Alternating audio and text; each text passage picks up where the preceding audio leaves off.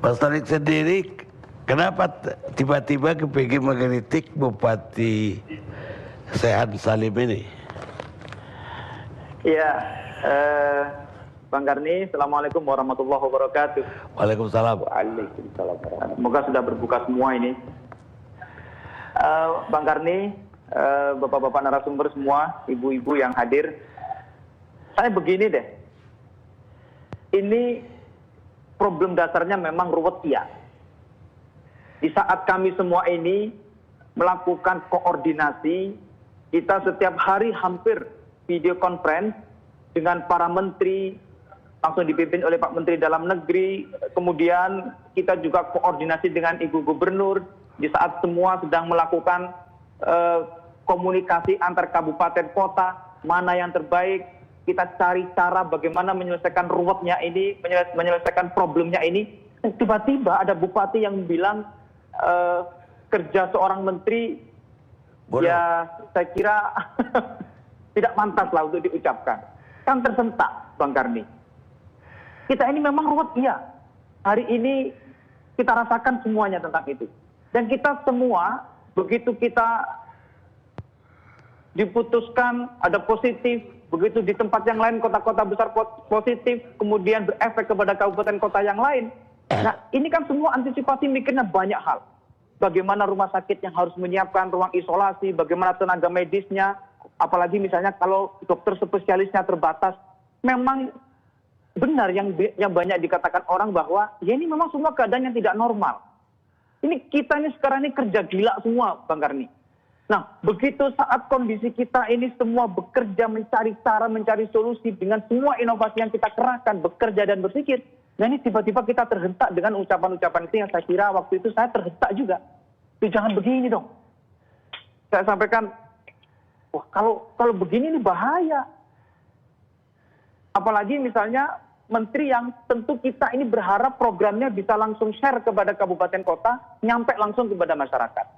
Nah, begitu kita video conference dijelaskan satu aturan dengan aturan yang lain, tadi yang juga sudah disampaikan oleh, saya manggilnya Eyang ya. Bupati Boloang Mongondo Timur, ya tahapan itu memang belum selesai.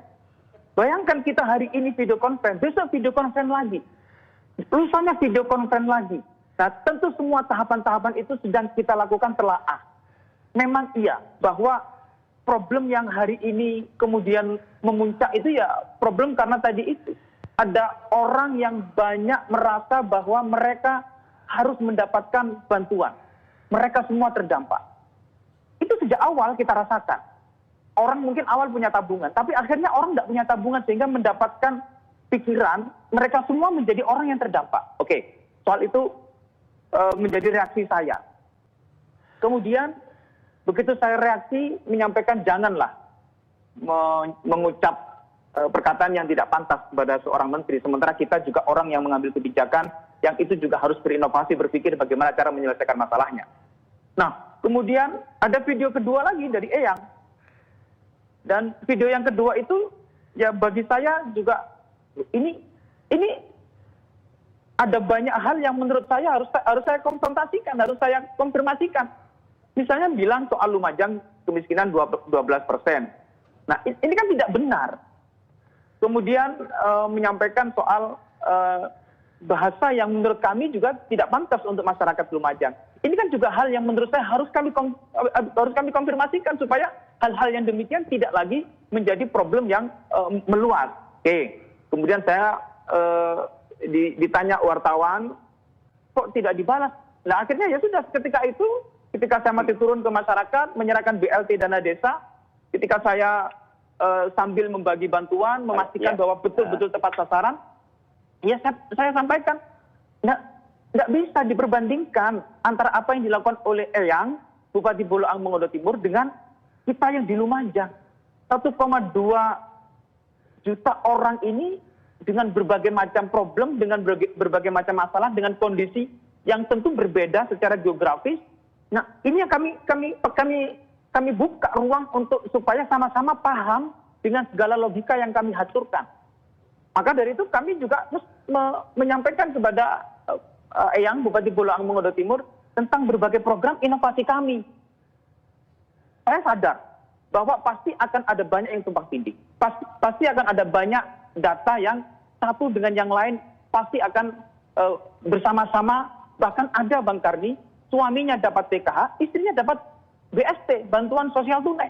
Coba bayangkan, itu terjadi. Akhirnya dengan cara pandang kami, Kabupaten Lumajang mencoba untuk melakukan inovasi-inovasi baru. Misalnya, kami menggerakkan masyarakat. Apa yang kami gerakkan? Ayo deh, bantu beras. Apakah pemerintah tidak ada beras? Ada. Kami siapkan beras, iya. Kami lakukan langkah-langkah untuk supaya apa?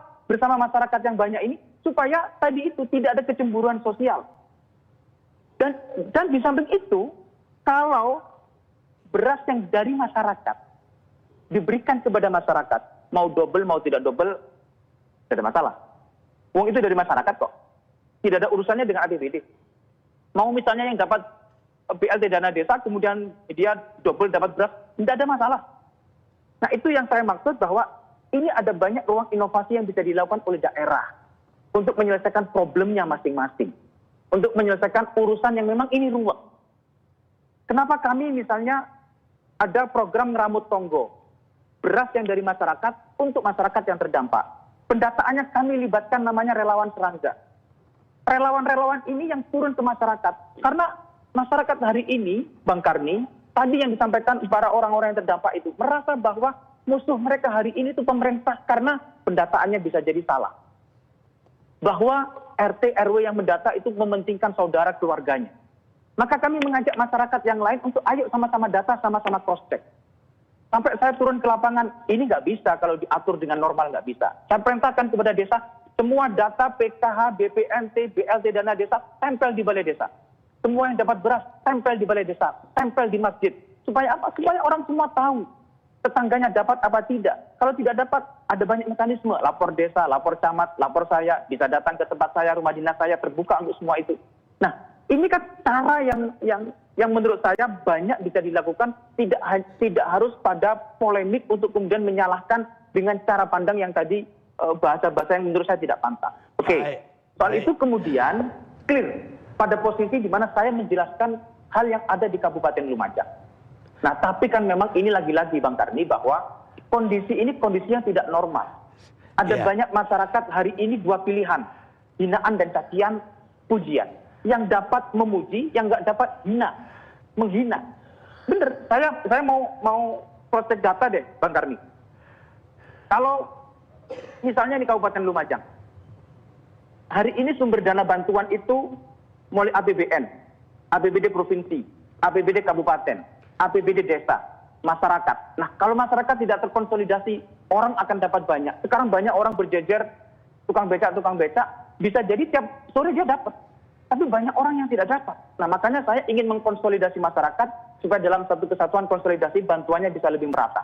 Soal ada problem pendataan yang kurang, soal ada masyarakat yang belum dapat, iya, itu menjadi bagian dari problemnya. Baik. Nah, Bang Karni, misalnya ini, saya mau memperbandingkan soal data dari Kementerian Sosial, data terpadu dari Kementerian Sosial. Kabupaten Lumajang itu 138.225. Kemudian hari ini semua bantuan yang bertambah-tambah ini, total kami itu yang mendapatkan bantuan, penduduknya, kakaknya, itu 184.509. Kalau ditambah provinsi, itu jadinya 197.000. Karena provinsi nambahin 12.000 kepada kami pemerintah Kabupaten Lumajang. Nah, kakak kami, keluarga kami di Kabupaten Lumajang itu 321.000.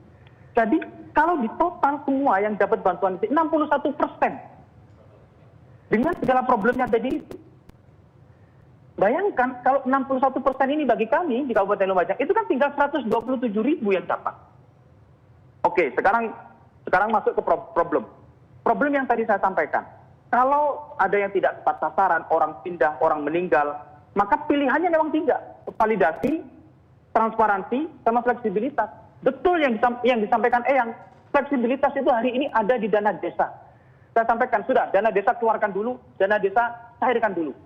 Kenapa dana desa dicairkan? Karena dana desa ini perubahannya bisa melalui musdes. Kapan musdesnya? Sewaktu-waktu. Kalau musdesnya sewaktu-waktu bisa dilakukan, maka hari ini misalnya sudah diberi, besok ketika dia double, tinggal dibuat surat pernyataan. Kalau dia double dengan BPNT yang baru, atau perluasan tambahan anggaran di Kementerian Sosial yang baru, atau BST, bantuan sosial tunai, begitu double dengan dana desa, BLT dana desa, tinggal BLT dana desanya ngalah. Sudah.